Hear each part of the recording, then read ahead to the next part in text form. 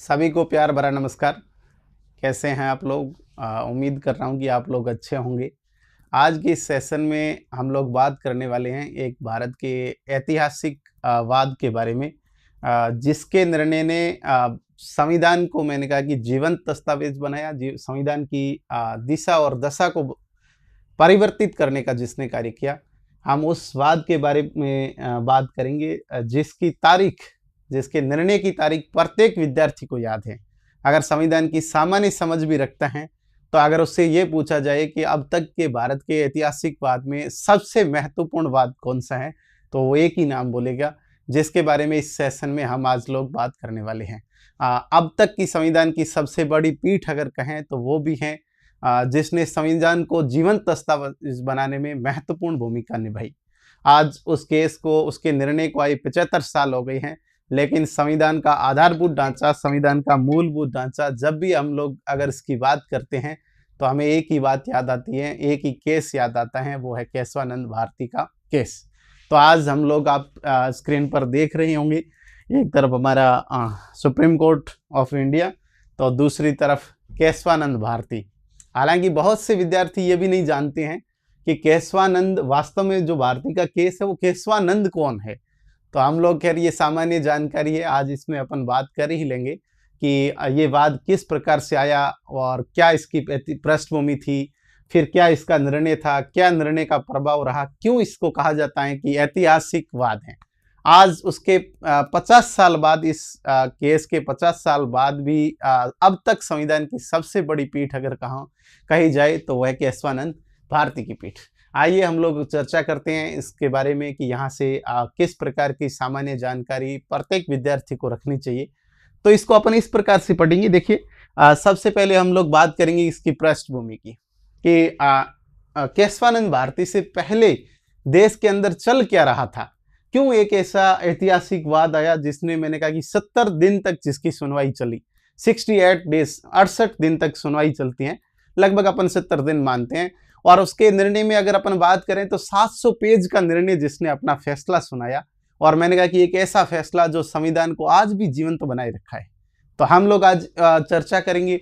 पहले अपन पूरी ऐतिहासिक पृष्ठभूमि समझेंगे कि इससे पहले कौन से वाद थे, उन वाद में क्या कहा गया, और फिर उस समय की सरकार की बात करें, इंदिरा गांधी सरकार के द्वारा कौन से संविधान संशोधन करने पड़े, ये सारा पहले अपन जानेंगे। उसके बाद में अपन देखेंगे कि केशवानंद भारती का केस क्या था, ये कौन केशवानंद भारती है, कहाँ से आए, क्यों आए, इस प्रकार से अपन इस केस को देखेंगे। लास्ट में अपन देखेंगे केशवानंद भारती का निर्णय कब आता है, और उसके बाद में अगर मैं बात करूं तो उसका प्रभाव क्या रहता है। तो इस प्रकार से अपन 3 भागों में इस केस को देखने का प्रयास करेंगे। सबसे पहले अपन बात करते हैं कि केशवानंद भारती केस जो था उसकी पृष्ठभूमि क्या थी। तो अगर अपन पृष्ठभूमि की बात करें, 1951 में देखो हुआ क्या था कि जैसे मैंने कहा कि 1950 में हमारा संविधान लागू हुआ। तो हालांकि संविधान बनने के बाद और इम्प्लीमेंटेशन के बाद में कुछ बेसिक ऐसी समस्या आई कि जैसे मैं कहूँ कि मूल अधिकार जो भारत के संविधान ने लोगों को दिए, उसमें एक संपत्ति का अधिकार करके था। अब अगर समाजवाद को लाया जाए, आर्थिक विषमता को समाप्त करके आर्थिक समानता लाई जाए, तो इसमें एक मूल अधिकार था, संपत्ति का अधिकार, जो थोड़ी बाधा बन रहा था। तो सरकारों ने स्टार्ट भी क्या कर दिया कि संपत्ति के अधिकार को थोड़ा सीमित करने का प्रयास किया। और जैसे ही संपत्ति के अधिकार को सीमित करने का प्रयास किया, ये एक बहस का मुद्दा हो गया कि लोगों के लिए महत्वपूर्ण क्या है, मूल अधिकार या अपन कहें नीति निर्देशक तत्व या आर्थिक समानता। तो नीति निर्देशक तत्व वही है जो आर्थिक समानता, समाजवाद लाने की बात कर रहे थे। दूसरी तरफ नागरिकों के मूल अधिकार थे। अब मूल अधिकार को लेकर मैंने कहा कि जुडिशरी बात कर रही थी, नीति निर्देशक तत्वों के इम्प्लीमेंटेशन को लेकर सरकार या मैं कहूँ कार्यपालिका बात कर रही थी। तो ऐसी स्थिति में ये विवाद का विषय बन गया कि एक तरफ मैंने कहा मूल अधिकार, दूसरी तरफ आर्थिक समानता स्थापित की जाए, सरकार वंचित वर्ग को किस प्रकार से विशेष अवसर देकर उनका विकास करे। इसी बात को लेकर एक बहुत बड़ी बहस चल रही थी। इसी संबंध में 2 आरंभ के केस अपन देखते हैं। एक शंकरी प्रसाद बनाम भारत संघवाद है 1951 का, दूसरा है सज्जन सिंह बनाम ये राजस्थान राज्य से संबंधित था, वाद है 1965 का। अब इन दोनों वाद में ये कहा गया, मैंने कहा कि समस्या यही थी आरंभ में कि मूल अधिकारों में संशोधन हो सकता है या नहीं हो सकता है। दूसरा, संविधान संशोधन अनुच्छेद 13 के अंदर विधि का भाग माना जाए, कानून की परिभाषा में शामिल किया जाए या नहीं शामिल किया जाए। तो आरंभ के दो जो केस आए, एक शंकरी प्रसाद बनाम भारत संघ का वाद आया, दूसरा सज्जन सिंह वाद जो आया। इन दोनों केस में ये कहा गया कि संसद जो है मूल अधिकारों में संशोधन कर सकती है। संसद मूल अधिकारों में संशोधन कर सकती है। तो संपत्ति के अधिकार को अब संसद सीमित कर सकती है, यही बात इसमें मानी जाए। और दूसरी बात मैंने कहा कि संविधान में संशोधन जो किया जाता है यह अनुच्छेद 13 का भाग नहीं है, इसने कहा अनुच्छेद 13 का भाग नहीं माना जाए। तो दूसरी बात यह हो गई कि संविधान संशोधन को अनुच्छेद 13 में शामिल नहीं किया जाए। ये दोनों वाद में कहा गया। यहाँ तक स्थिति ठीक थी, सरकार जो चाहती थी वो काम कर रही थी। ये हालांकि बात नेहरू के समय की है, पंडित जवाहरलाल नेहरू के समय जो कार्य हो रहे थे। हालांकि नेहरू का स्वभाव कोई ज़्यादा एग्रेसिव था नहीं, न कोई न्यायपालिका से उनकी ज़्यादा कुछ अपन कहें कि लड़ाई वगैरह थी। अपन बात कर रहे हैं उसके बाद में एक हालांकि 1963 के अपन ये केरल भूमि सुधार जो हुए, हालांकि प्रत्येक राज्य में इस प्रकार के सुधार अधिनियम लाई गई, क्योंकि आर्थिक समानता लाने के लिए, आर्थिक विषमता को समाप्त करने के लिए जरूरी था कि भूमि सुधार अधिनियम लागू किए जाए। अब हालांकि प्रत्येक राज्य की सरकारें ऐसा कर रही थी, तो केरल का भूमि सुधार जो अधिनियम 1963 का, इसको लेके अपन थोड़ी देर बाद बात करते हैं। अपन बात करते हैं कि केशवानंद भारती से पहले एक केस आया, गोलकनाथ बनाम पंजाब राज्यवाद 1967 1967। और अब की मैं बात करूं तो इस समय देश की प्रधानमंत्री थी इंदिरा गांधी। इंदिरा गांधी के निर्णयों के बारे में आपने सुना होगा कि राजाओं का प्रीवी पर समाप्त करने का काम भी इन्होंने किया। हालांकि इसको भी कोर्ट में चुनौती मिल गई, कोर्ट ने कहा कि इस प्रकार से नहीं कर सकते हैं। जब बैंकों का राष्ट्रीयकरण किया तो भी कोर्ट ने कहा कि नहीं, इस प्रकार से राष्ट्रीयकरण नहीं किया जा सकता है। तो अपन कह रहे हैं कि इंदिरा गांधी जो भी बड़ा जजमेंट ले उसमें न्यायपालिका के नहीं कि इस प्रकार का काम आप नहीं कर सकते हैं। फिर अपन बात कर रहे हैं कि एक जो बड़ी पीठ थी उस समय की, अगर माने गोलकनाथ बनाम पंजाब राज्यवाद का, ये 1967 की बात है। इसमें 11 कुल न्यायाधीश थे। केशवानंद के बाद में अगर दूसरे नंबर पे माना जाए तो ये बड़ी पीठ मानी गई। अब जब गोलकनाथ वाद का निर्णय आया तो इसने स्पष्ट तौर पे ये बात कह दी कि संसद मूल अधिकारों में संशोधन नहीं कर सकती है। इसके पहले के जो मैंने कहा कि डिसीजन थे उन्हीं को इसी ने पलट दिया। गोलकनाथ की वाद ने इस दोनों को पहले की मैंने कहा कि न्यायपालिका के निर्णय को पलटने का काम किया। तो पहले के निर्णय को इसने पलट दिया, निर्णय को पलटा। और इसमें यह कहा गया कि गोलकनाथ में यह कहा कि संसद मूल अधिकारों में संशोधन नहीं कर सकती। तो अपन कहें कि संसद मूल अधिकारों में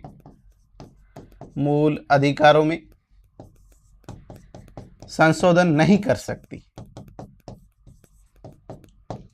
और जब अपन बात कर रहे थे इसके पहले के दोनों निर्णयों में यह कहा गया कि मूल अधिकारों में संशोधन कर सकती है, और गोलकनाथ ने दोनों निर्णयों को पलट दिया कि गोलकनाथ ने कहा कि नहीं, संसद मूल अधिकारों में किसी प्रकार का संशोधन नहीं कर सकती है। और दूसरा इसने कहा कि आर्टिकल 13 के अंदर जो विधि या कानून की परिभाषा है उसके अंदर संविधान संशोधन को भी शामिल किया जाएगा। तो अनुच्छेद 13 में संविधान संशोधन को भी शामिल किया जाएगा। दो महत्वपूर्ण इसके द्वारा बातें कही गई। हालांकि जो दो पहले की बातें थी दोनों को बदलने का काम किया गोलकनाथ बनाम पंजाब राज्यवाद 1967 के द्वारा। तो अपन बात कर रहे हैं कि अब इंदिरा गांधी को लग गया कि कोई भी बड़ा अगर डिसीजन मेरे द्वारा लिया जाएगा तो उसमें न्यायपालिका कुछ न कुछ हस्तक्षेप करेगी और मुझे इस प्रकार का निर्णय नहीं लेने देगी। हालांकि इंदिरा गांधी चाहती थी कि कोई बड़ा निर्णय ले ताकि लोकप्रियता देश के अंदर, क्योंकि इंदिरा गांधी एक तो संघर्ष कर रही थी कांग्रेस के अंदर, कांग्रेस के दिग्गज जो थे के कामराज और उनकी पूरी टीम जो थी, तो उनसे एक संघर्ष कर रही थी। दूसरा, इंदिरा गांधी खुद का मैंने कहा कि अस्तित्व बनाने के लिए कोई बड़े डिसीजन भी लेना चाहती थी ताकि देश के अंदर उनकी लोकप्रियता बने, लेकिन न्यायपालिका उनको इस प्रकार के निर्णय नहीं लेने दे रही थी। और गोलकनाथवाद में तो स्पष्ट इन्होंने कर दिया कि आप अगर कुछ भी अगर ऐसा करेंगे जो मूल अधिकारों को प्रभावित करता है तो हम आपके डिसीजन को बदल देंगे। ये बात स्पष्ट तौर पे उनको मैसेज। अब इंदिरा गांधी ने संविधान में 2 संशोधन किए। एक 24वां संविधान संशोधन, यह 1971 की बात है, और इसके बाद में एक 25वां संविधान संशोधन। 2 लगातार मैंने कहा संशोधन किए, और दोनों संशोधनों में क्या किया देखिए। अब आप इंदिरा गांधी को लग गया कि कोई मुझे बड़ा डिसीजन लेने नहीं देंगे गोलकनाथ के बाद में, तो उन्होंने एक संशोधन किया, 24वां संविधान संशोधन। अब आप इंदिरा गांधी की देखिए कि इंदिरा गांधी ने किस लेवल पर इस बात को किया। ये अपने बात है, अपन इसको थोड़ा बड़े से कर देते हैं। मैंने कहा कि अपन बात कर रहे हैं 24वें संविधान संशोधन की। किसकी बात कर रहे हैं? 24वां संविधान संशोधन। 2 संशोधन आप ध्यान में रखना। 24वां संशोधन, ये बात है 1971 की। इंदिरा गांधी ने स्पष्ट तौर पे एक आर्टिकल जोड़ा इसमें, अनुच्छेद 13(4), और स्पष्ट तौर पे उस पर लिख दिया कि कानून या विधि में संविधान संशोधन को शामिल नहीं किए जाए, कि विधि की परिभाषा में संविधान संशोधन शामिल नहीं होगा। संविधान संशोधन शामिल नहीं होगा।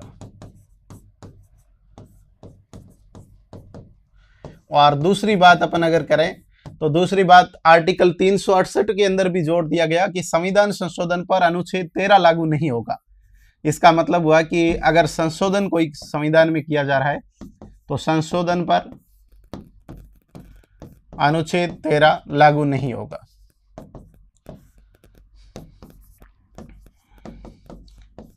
इसका मतलब यह हुआ कि गोलकनाथवाद में जो कहा गया था कि संविधान संशोधन के माध्यम से मूल अधिकारों में संशोधन नहीं किया जा सकता है, अगर ऐसा संशोधन किया जाएगा तो अनुच्छेद 13 में संविधान संशोधन को मानकर हम उसको असंवैधानिक घोषित कर देंगे।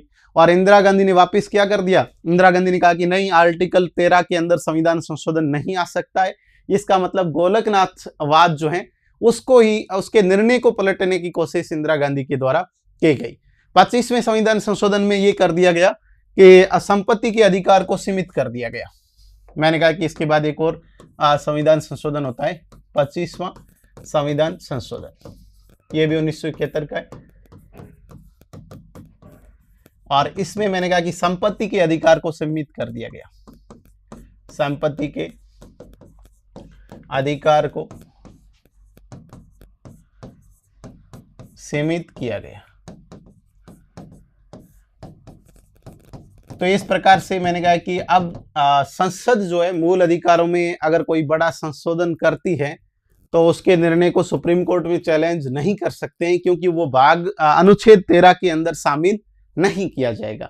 हम लौटते हैं वापस जो अपन पृष्ठभूमि की जिसकी बात कर रहे थे, इसी पृष्ठभूमि पर कि अपन ने कहा कि सबसे पहले अगर अपन बात करें कि गोलकनाथ बनाम पंजाब राज्यवाद आता है, जिसमें सुप्रीम कोर्ट के द्वारा ये डिसीजन दिया गया। इस बैच में कुल 11 न्यायाधीश थे जिसकी अध्यक्षता सुब्बा राव कर रहे थे, और इस पीठ में कहा गया कि मूल अधिकारों में संसद संशोधन नहीं कर सकती है। संपत्ति के अधिकार को किसी भी प्रकार से संसद द्वारा सीमित नहीं किया जाएगा। तो अपन लोग इस बात को इस प्रकार से समझ सकते हैं कि इंदिरा गांधी सरकार जो बड़े डिसीजन लेना चाहती थी उस पर सुप्रीम कोर्ट ने अंकुश लगा दिया कि इस प्रकार मनमाने तरीके से बड़े डिसीजन नहीं लिए जा सकते हैं, और इसको अगर संशोधन इस प्रकार से किया गया तो आर्टिकल 13 का भाग मानकर उसको सुप्रीम कोर्ट असंवैधानिक घोषित कर देगा। और इंदिरा गांधी ने वापस 2 संशोधन किए, एक 24वां एक 25वां। 24वें में हमने कहा कि 13 में एक चीज जोड़ी गई। 13 के अंदर क्लोज 4 जोड़ के ये कहा गया कि संविधान संशोधन अनुच्छेद 13 में नहीं आएगा। 368 में ये जोड़ दिया गया कि संविधान संशोधन पर अनुच्छेद 13 लागू नहीं होगा। तो इसका मतलब साफ साफ ये था कि कोई सरकार कोई संविधान संशोधन करती है तो उसको सुप्रीम कोर्ट असंवैधानिक घोषित नहीं करेगा, क्योंकि वो विधि का ही भाग नहीं है। तो विधि से अगर बाहर है तो उसको मैंने कहा कि असंवैधानिक घोषित नहीं किया जाएगा। तो कुल मिलाकर ये हुआ कि इन 2 संविधान संशोधन के माध्यम से गोलकनाथ के वाद को ही वापस पलट किया सरकार ने। अब ये सरकार के बीच में एक तरफ कार्यपालिका इंदिरा गांधी अपन माने, दूसरी तरफ सुप्रीम कोर्ट, ये इन दोनों का जो असमंजस्य था, असमन्वय था, इसी को सोल्व करने का काम करती है केशवानंद भारती का केस। अब इसी दोनों संशोधनों को सुप्रीम कोर्ट में चुनौती दी गई, 24वें संविधान संशोधन को, दूसरा 25वें संविधान संशोधन को। हालांकि ये वाद अपन अगर बात करें, अपन आते हैं केशवानंद भारती जो वाद था वो क्या था उस पर अपन बात करते हैं कि ये मूल रूप से जो वाद था ये इन संशोधनों को लेकर नहीं था, लेकिन उसके बाद में सुप्रीम कोर्ट ने इस प्रकार के जितने भी केस थे उन सबको कोलैबोरेट कर दिया कि इस प्रकार के कितने क्या मामले हो सकते हैं। तो अपन बात करते हैं कि केशवानंद भारती का केस आखिर क्या था। तो देखिए कि केशवानंद भारती जो है ये केरल का एक मठ था जिसका नाम था एडनीर मठ। तो केशवानंद भारती मठाधीश थे, कौन थे, हाँ याद रखना, केरल के एडनीर मठ के, केरल में एक मठ था, अभी भी है, केरल के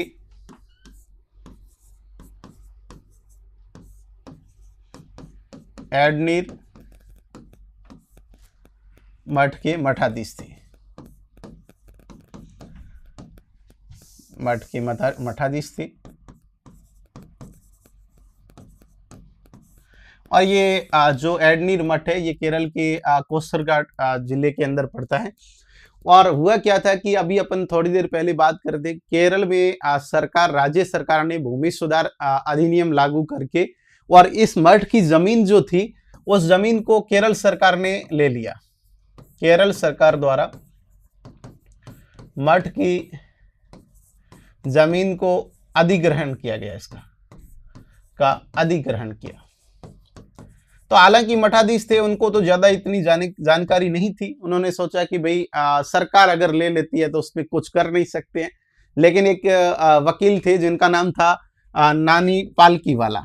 तो अपन बात करते हैं उस वकील की, जिस वकील का नाम था नानी पालकीवाला। इन्होंने सलाह दी, मठाधीश जो थे इनको, केशवानंद भारती को कहा कि अपन एक काम करते हैं, अपन कोर्ट की राह जाते हैं और अपन कोर्ट में जाके ये चुनौती देते हैं कि सरकार हमारे मूल अधिकारों का हनन कर रही है। और अगर अपन इस प्रकार से इस बात को अगर चैलेंज कर दें तो हो सकता है कोर्ट अपने को राहत दे सकता है। तो केशवानंद भारती ने कहा कि फिर चलते हैं कोर्ट की राह, अगर वहां अपने को रिलीफ अगर मिल जाए, अपनी हजारों एकड़ जमीन और संपत्ति अगर वापस मिल जाए तो अपने को निश्चित तौर पे चलना चाहिए। तभी इन्होंने पहले तो हाई कोर्ट में चुनौती दी, लेकिन हाई कोर्ट ने इस केस को नहीं सुना। इसके बाद में ये नानी पालकीवाला और केशवानंद भारती जो है उच्चतम न्यायालय में इसको चुनौती देते हैं, उच्चतम न्यायालय में। तो सुप्रीम कोर्ट में जब गए तो इन्होंने जो हवाला दिया वो दिया अनुच्छेद 26 का, कि संपत्ति के अधिकार की बात करते हैं, सॉरी अपन बात कर रहे हैं धार्मिक स्वतंत्रता का अधिकार में, जो अनुच्छेद 26 है। अनुच्छेद अगर अपन 26 की बात करें, 26 के तहत चुनौती थी। ऐसा है कि किसी भी व्यक्ति को, मैंने कहा कि किसी भी धार्मिक कार्यों का अगर कोई प्रबंध करता है तो उस मामले में अगर उसकी संपत्ति वगैरह को सरकार इस प्रकार से नहीं हड़प सकती है। दूसरा मैंने कहा कि यह भी मुद्दा था कि संसद जो है मूल अधिकारों में संशोधन नहीं कर सकती है, मौलिक अधिकारों का हनन से संबंधित अधिनियम नहीं बना सकती है। इस प्रकार की अगर अपन कुछ बातें करें तो ये हालांकि इसको लेके गए थे, लेकिन केशवानंद भारती केस में क्या हुआ कि इन्होंने उस समय सुप्रीम कोर्ट में जितने भी इस प्रकार के मामले चल रहे थे वो सारे ले लिए गए। अब अपन कहते हैं कि अब तक की सबसे बड़ी बेंच ये थी, तो इसका मतलब इसके अंदर जो न्यायाधीशों की संख्या थी, उच्चतम न्यायालय की सबसे बड़ी पीठ, जिसमें 13 न्यायाधीश थे इसमें, और SM सीकरी इसकी अध्यक्षता कर रही थी, ये बात ध्यान रखना। इसके अंदर कुल न्यायाधीशों की संख्या 13 थी और इसकी अध्यक्षता कर रही थी SM सीकरी। तो SM सीकरी इसकी अध्यक्षता कर रहे थे, 13 न्यायाधीश थे। अब मैंने कहा कि लंबे समय तक चली, कम से कम इसकी जो बैठकें होती हैं, ये केस चला 68 दिन तक सुनवाई हुई इसकी, 68 दिन तक सुनवाई चली।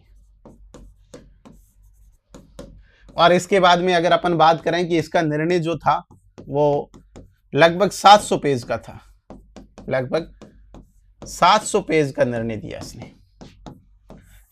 इससे पहले आपको मैंने पृष्ठभूमि के माध्यम से बताने की कोशिश की कि अब चल क्या रहा था। तो विशेष अगर अपन बात करें तो इस समय की दो मुख्य मुद्दे थे। एक तो संसद मूल अधिकारों में संशोधन कर सकती है, सरकारें मौलिक अधिकारों का हनन करके क्या आर्थिक समानता स्थापित कर सकती है। तीसरा विवाद का विषय ये भी था कि मूल अधिकार और नीति निर्देशक तत्वों में दोनों में सर्वोच्च प्राथमिकता किसको दी जाए। क्या नीति निर्देशक तत्वों के बल पर कोई सरकार किसी व्यक्ति के मूल अधिकारों का हनन कर सकती है? यह भी एक बड़ा प्रश्न था। तो ये केशवानंद भारती की केस की अगर अपन बात करें, 13 न्यायाधीशों की पीठ, और इसने अपना निर्णय जो दिया, मैंने अभी बताया कि इस निर्णय की तारीख को लगभग जो भी संविधान के बारे में सामान्य जानकारी रखता है उसे इस तारीख को भी याद रखना पड़ेगा, क्योंकि इस तारीख के बाद भारत के संविधान की व्याख्या के तौर पे बहुत सारी चीजें बदल जाती हैं। तो ये अपना निर्णय सुनाते हैं। 13 न्यायाधीशों में 7 न्यायाधीश एक तरफ, 6 एक तरफ। ये फैसला देखो कितना संवेदनशील तरीके से सुनाया गया। 6 और 7 का सिर्फ एक न्यायाधीश ज्यादा था फैसले के पक्ष में, और विपक्ष में भी देखिए कि 6 न्यायाधीश थे। और इंदिरा गांधी सरकार की, मैंने कहा कि इस निर्णय पे बहुत नजर थी। इंदिरा गांधी मतलब प्रत्येक दिन इसके बारे में अपडेट ले रही थी कि केशवानंद भारती का केस का क्या निर्णय हो सकता है, कैसा हो सकता है। क्योंकि मैंने कहा कि सरकार का चलना, सरकार उस समय इंदिरा गांधी की लोकप्रियता, इंदिरा गांधी की कार्य प्रणाली को बहुत ज्यादा न्यायपालिका प्रभावित कर रही थी। तो ऐसी स्थिति में इसका निर्णय आता है 24 अप्रैल 1973 को। आपको ये तारीख भी याद होनी चाहिए कि केशवानंद भारती का जो ऐतिहासिक केस आया वो कब आता है। अब हालांकि अपन थोड़ा पीछे चलते हैं वापिस कि 24वां और 25वां जो संविधान संशोधन थे, इसको भी चुनौती दी गई इसमें कि संविधान संशोधन अनुच्छेद 13(4) में शामिल है नहीं है, ये वैध है, या अनुच्छेद संविधान संशोधन अवैध भी इसको घोषित करने की बात चली। दूसरा 25वां संविधान संशोधन जिसमें संपत्ति के अधिकार को सीमित किया गया। तो इस प्रकार से दूसरा जो है वो केरल के मठाधीश केशवानंद भारती का तो खुद का मामला था ही, और उन्होंने कहा कि हमारे इस प्रकार से अनुच्छेद 26 के तहत इन्होंने कहा कि हमारी संपत्ति को इस प्रकार से सरकार जब्त नहीं कर सकती है। तो इन्हीं बातों को लेकर मैंने कहा कि ये डिसीजन आना था। सबसे पहली बात अपन बात करते हैं कि 24 अप्रैल 1973 को ये 13 न्यायाधीशों की जो पीठ थी, जिसकी अध्यक्षता मैंने कहा SM सीकरी कर रहे थे। इसकी अध्यक्षता कौन कर रहे थे? अध्यक्षता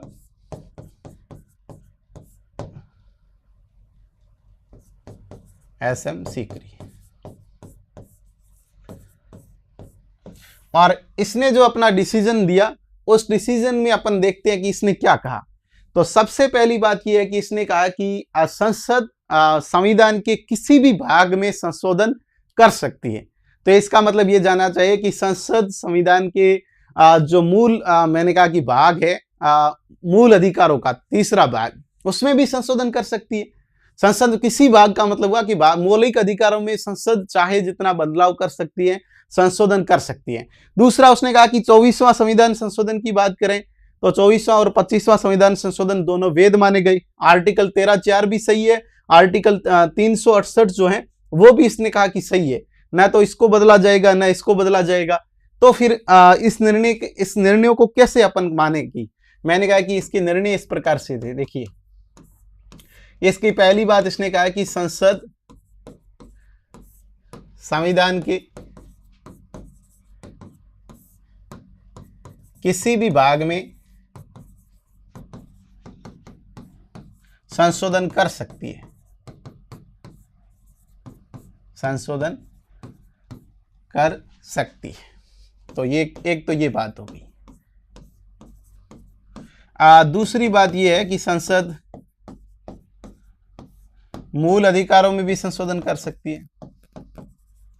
तो मूल अधिकार में संशोधन कर सकती है। एक हमने इससे पहले पढ़ा था कि प्रस्तावना को इसमें संविधान का भाग माना गया। तो तीसरी बात यह भी होगी कि प्रस्तावना संविधान का भाग है। तो तीसरी बात ये हो गई कि, और दूसरा अगर अपन चौथी बात इसमें लिखें तो ये भी है कि 24वां व 25वां संशोधन वैध है। अब इन चारों प्रावधानों को जब आप देखेंगे तो आपको ऐसा लगेगा कि इसमें तो कुछ समस्या है ही नहीं, ये तो इंदिरा गांधी जो चाहती थी वही हो रहा है सारा। 24वां 25वां संविधान संशोधन को वैध घोषित कर दिया, संसद संविधान के किसी भी भाग में संशोधन कर सकती है। इंदिरा गांधी की सरकार अगर चाहे तो मौलिक अधिकारों में संशोधन कर सकती है। तो सर ये समस्या कहाँ आई इसमें इंदिरा गांधी। और दूसरा मैंने कहा कि अभी कहा कि आरंभ में मैंने एक बात कही कि इस वाद ने संविधान को जीवंत दस्तावेज बना दिया, तो इसमें जीवंत दस्तावेज की अब तक बात नहीं आई। लेकिन इसमें सबसे महत्वपूर्ण जो निर्णय दिया गया वो ये दिया गया कि संविधान का आधारभूत ढांचा, ये सब इसी वाद में आया। संविधान का आधारभूत ढांचा, जिसको अपन दूसरे शब्दों में मूलभूत ढांचा भी कह सकते हैं। अपन इसी को कहते हैं बेसिक स्ट्रक्चर, अपन कहते हैं बेसिक स्ट्रक्चर ऑफ कॉन्स्टिट्यूशन। तो ये वाद मेन जो इस केस में, इस वाद में जो बात निकल कर आई वो ये आई कि basic structure of Indian constitution जो है, संविधान का जो आधारभूत ढांचा है, उसमें संसद किसी प्रकार का नकारात्मक संशोधन नहीं कर सकती है। पहली बात तो उसने कहा कि संसद चाहे वहां संशोधन कर सकती है, संसद चाहे तो बड़े से बड़ा संशोधन कर सकती है, वो मूल अधिकारों में हो सकता है, किसी भी भाग में हो सकता है। लेकिन संसद चाहकर भी संविधान के आधारभूत ढांचे को, संविधान के मूलभूत ढांचे को नहीं बदल सकती है। अगर इसमें भी चाहे तो संशोधन तो कर सकते हो, लो आपने संशोधन कर दिया, इसने कहा कोई बात नहीं, आधारभूत ढांचे में संशोधन कर सकते हैं, लेकिन आप इसमें नकारात्मक संशोधन नहीं कर सकते। कोई भी ऐसा संशोधन नहीं किया जाएगा जो इसमें इसके मूलभूत ढांचे को बदल रहा हो, नकारात्मक रूप से प्रभावित करता हो। अब बड़ा सवाल इंदिरा गांधी के समक्ष ये था कि हमें ये तो बताए कि संविधान का आधारभूत ढांचा किसे माना जाए, संविधान का बेसिक स्ट्रक्चर किसको कहें। तो न्यायपालिका ने कहा कि बेसिक स्ट्रक्चर किसी प्रकार से परिभाषित नहीं है। आने वाले समय में जब भी न्यायपालिका जिसको भी कहेगी वो बेसिक स्ट्रक्चर हो जाएगा। हालांकि इसमें, इस केस में आप देखिए कि बहुत सॉफ्ट तरीके से इंदिरा गांधी के ऊपर प्रहार किया, कार्यपालिका पर न्यायपालिका ने अपनी जीत साबित की, लेकिन बहुत सॉफ्ट तरीके से, बहुत आसानी से, बहुत सरल शब्दों के अंदर इसने कहा कि आधारभूत ढांचे में नकारात्मक संशोधन नहीं करेंगे। लेकिन इंदिरा गांधी की सरकार ने जानना चाहा कि एक संविधान का आधारभूत ढांचा किसे माना जाए, तो कहा गया कि यह परिभाषित नहीं है, इस पर कोई निश्चित नहीं है। परिभाषित नहीं का मतलब कोई निश्चित नहीं है, तो फिर इसकी व्याख्या कौन करेगा? इसकी व्याख्या न्यायपालिका करेगी। जब भी न्यायपालिका को ऐसा लगेगा कि यह संविधान का आधारभूत ढांचा है और इसमें नकारात्मक संशोधन किया गया है, तब किसी भी एक्ट को, किसी भी अधिनियम को, किसी भी संशोधन अधिनियम को न्यायपालिका के द्वारा असंवैधानिक घोषित कर दिया जाएगा। तो इसका मतलब यह कि संविधान का आधारभूत ढांचा वही होगा जो निश्चित कौन करेगी? न्यायपालिका करेगी। विभिन्न वाद में, विभिन्न केस में अलग अलग चीजों को अलग अलग तरीके से संविधान का आधारभूत ढांचा माना जाएगा। और ये कौन तय करेगा कि संशोधन नकारात्मक है या सकारात्मक है? ये भी न्यायपालिका करेगी। आधारभूत ढांचे का भी मैंने कहा निश्चित कौन करेगी? न्यायपालिका। नकारात्मक है तो कौन करेगी? न्यायपालिका। अब अगर कोई संसद या कार्यपालिका कानून, अधिनियम, संविधान संशोधन अधिनियम बनाए तो उसको असंवैधानिक घोषित कौन करेगी? न्यायपालिका करेगी। तो अब आप लोगों को थोड़ा समझ में आ गया होगा कि किस प्रकार से केशवानंद भारती केस में न्यायपालिका ने अपनी सर्वोच्चता भी रखी और इंदिरा गांधी सरकार के सामने नरम तरीके से इंदिरा गांधी की किए हुए कार्यों को वैध ठहराते हुए उसने अपनी सर्वोच्चता साबित कर दी। तो अपन बात कर रहे हैं कि ये आधारभूत ढांचे का, बेसिक स्ट्रक्चर का जो फंडा जो है, ये अवधारणा जो है, ये कॉन्सेप्ट जो है, कौन से वाद में आती है? केशवानंद भारती में।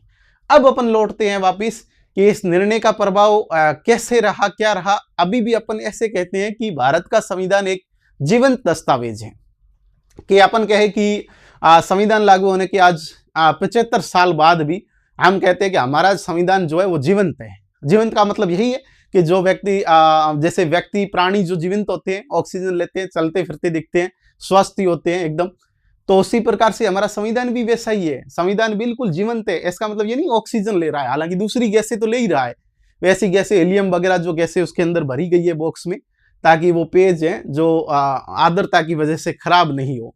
तो अपन कह सकते हैं कि वो बिल्कुल जिंदा है, ऐसी बात नहीं है। संविधान एक जिंदा व्यक्ति की तरह ही काम कर रहा है। इसीलिए अपन उसको जीवंत दस्तावेज कहते हैं। और आधारभूत ढांचे ने उसको जीवंतता को बनाने में एक मैंने कहा कि ऑक्सीजन का काम किया है। उसको थोड़ी बहुत भी दिक्कत होती है तो वेंटिलेटर पे चढ़ाने का काम जो करता है वो कौन सा वाद करता है? केशवानंद भारती का।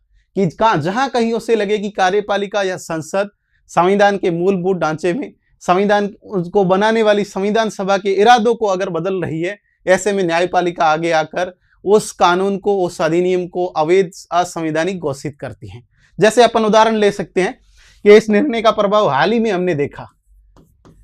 इस निर्णय के प्रभाव की बात करें, 2014 में जो एनडीए सरकार बनी, उस सरकार के द्वारा एक अधिनियम लाया गया। उस अधिनियम के माध्यम से एनजीएससी एक बनाया गया, अपन नेशनल जुडिशियल अपॉइंटमेंट का कमीशन जिसको कहें। अपन कह सकते हैं कि वर्तमान में न्यायाधीशों की जो नियुक्ति होती है वो होती है कॉलेजियम के अनुसार। न्यायाधीशों की नियुक्ति किसके अनुसार होती है? कॉलेजियम अनुसार।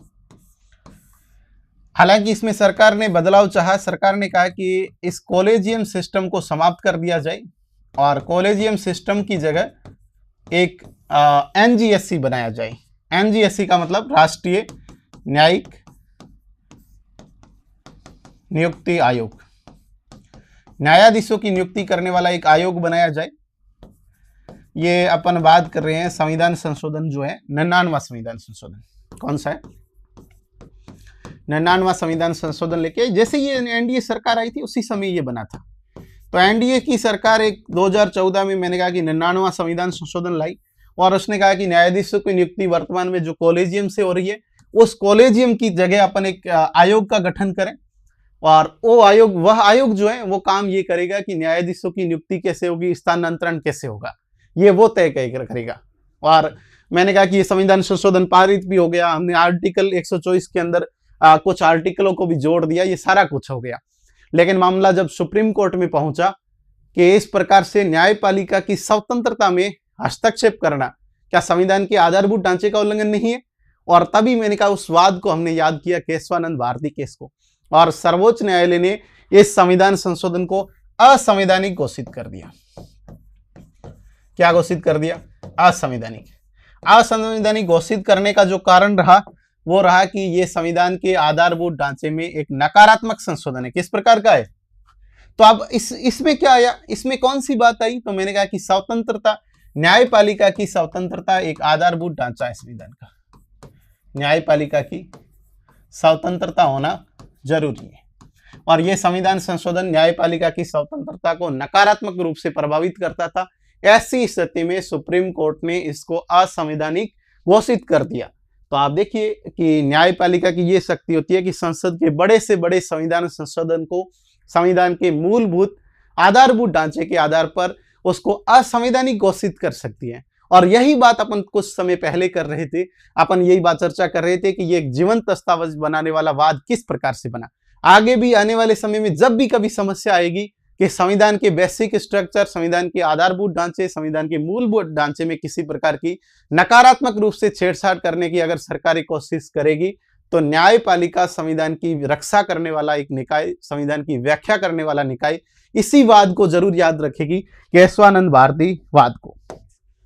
अब बहुत से विद्यार्थी मेरे से ऑफलाइन क्लासेस में इसके बाद यही पूछते हैं कि उस केशवानंद भारती की प्रॉपर्टी का क्या हुआ सर? तो मैं आप लोगों को बता देता हूं कि केशवानंद भारती जो है अपनी प्रॉपर्टी को तो वापस नहीं ले सकते। और हालांकि उनकी जो जमीन मठ की चली गई वो तो हालांकि केरल सरकार के पास रही, वापस नहीं आई, लेकिन बहुत से लोगों को उसने अधिकार देके वो गई।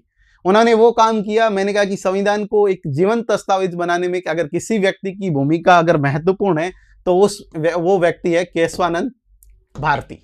तो अपन बात कर रहे हैं कि केशवानंद भारती खुद हार कर भी करोड़ों भारतीयों को जिता गए, क्योंकि इसी वाद के कारण ही तो ये हुआ कि आज भी हम अगर सुरक्षित है, हमारा संविधान सुरक्षित है, संविधान का आधारभूत ढांचा अगर वही पड़ा है तो उसका सबसे अगर प्रमुख किसी अगर व्यक्ति को इस बात का अगर अपन क्रेडिट दें तो वो केशवानंद भारती हैं, दूसरा नानी पालकी वाला है।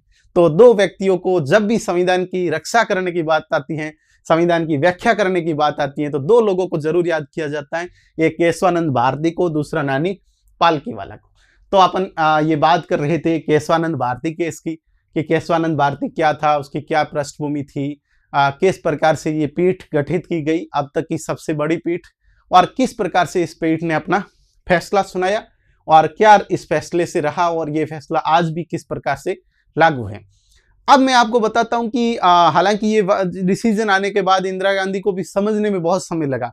एक बार तो इंदिरा गांधी ने देखा कि न्यायपालिका अपनी तरह झुक गई है, लेकिन जैसे ही इस केस की स्टडी करके इंदिरा गांधी को बताया गया कि इस केस के माध्यम से न्यायपालिका ने हमेशा हमेशा के लिए अपनी सर्वोच्चता, या फिर अपन ये कहें कि न्यायपालिका ने संविधान की रक्षा करने का कार्य दायित्व जो है वो स्थायी रूप से अपने पास रख लिया है, तब हालांकि न्यायपालिका में कुछ चेंजिंग करने का इंदिरा गांधी ने भी प्रयास किया। आपने सुना होगा कि एन रे जो है 1973 के बाद में एन रे एक न्यायाधीश थे, सुप्रीम कोर्ट के न्यायाधीश, जिनको कई न्यायाधीशों की वरिष्ठता के ऊपर रहकर उनको मुख्य न्यायाधीश बनाया गया, और वरिष्ठता का ये क्रम जो है इस बार मैंने कहा कि तोड़ दिया गया। हालांकि दूसरे मुख्य न्यायाधीश दूसरा न्यायाधीश बनना था, लेकिन एन रे उन 6 न्यायाधीशों के अंदर शामिल थे जो सरकार की फेवर में थे, जो इस केस के विपक्ष में थे। तो एन रे ने 1975 में क्या किया कि केशवानंद भारती केस का रिव्यू करने का काम किया कि इस निर्णय को बदला जाए। मैंने कहा कि अपन बात कर रहे हैं कि 1975 में क्या हुआ कि एक पीठ का गठन किया गया, एन रे मुख्य न्यायाधीश बने और मुख्य न्यायाधीश थे एन रे। हालांकि इनको मैंने कहा कि एन रे को मुख्य न्यायाधीश भी कई न्यायाधीशों की वरिष्ठता को छोड़कर मुख्य न्यायाधीश बनाया गया, तो इन्होंने भी सोचा कि भाई इंदिरा गांधी के लिए थोड़ा सा हम भी कोशिश करें कि मुझे कई न्यायाधीशों की वरिष्ठता को क्रम को तोड़कर अगर न्यायाधीश बनाया, तो इन्होंने इस केस को रीओपन किया कि रीओपन करके इसके डिसीजन को बदला जाए। और सुप्रीम कोर्ट ऐसा कर सकती है कि अपने ही निर्णय को बदल सकती है, बदला ही है। गोलकनाथ ने पहले के निर्णय को बदल दिया, केशवानंद भारती ने गोलकनाथ को बदल दिया, तो लेकिन वही नानी पालकी वाला भी फिर वापिस आए और उन्होंने चुनौती दी कि अगर किसी केस में कोई वादी अगर नहीं, जब तक चुनौती नहीं देता है तब तक केस को रीओपन नहीं कर सकते हैं। हालांकि सुप्रीम कोर्ट बताते हैं कि सुप्रीम कोर्ट के न्यायाधीशों ने भी इसका विरोध किया कि इस प्रकार से आप जो है किसी केस को रीओपन नहीं कर सकते हैं। हालांकि उसके बाद में एन रे ने अपना निर्णय वापस ले लिया, तो आज भी हमारे सामने केशवानंद भारती का केस आज भी हम मुख्य रूप से पढ़ते हैं। तो हम सारी चर्चाएं कर रहे थे केशवानंद भारती केस के बारे में कि किस प्रकार से उसने संविधान को जीवंत बनाने में अपना योगदान दिया है, आगे भी रहेगा। और मुझे लगता है कि आने वाली पीढ़ियां भी जब भी अगर किसी महत्वपूर्ण वाद की अगर बात करेगी, या अपन कहें कि संविधान की सामान्य समझ रखने वाले विद्यार्थी से पूछा जाएगा कि सबसे महत्वपूर्ण वाद कौन सा है, तो वो शायद मेरे हिसाब से पहले स्थान पर केशवानंद भारती केस को ही रखेगा। तो अपन अच्छे से पढ़ रहे थे, आप लोगों को उम्मीद मैं ऐसी कर रहा हूँ कि आप लोग अच्छे से मैंने जो समझाया वो समझ गए होंगे। फिर अपन किसी सेशन में नए टॉपिक को लेकर रहेंगे, तब तक आप लोग पढ़ते रहें, मस्त रहें। धन्यवाद प्यारे विद्यार्थियों, बेस्ट ऑफ लक।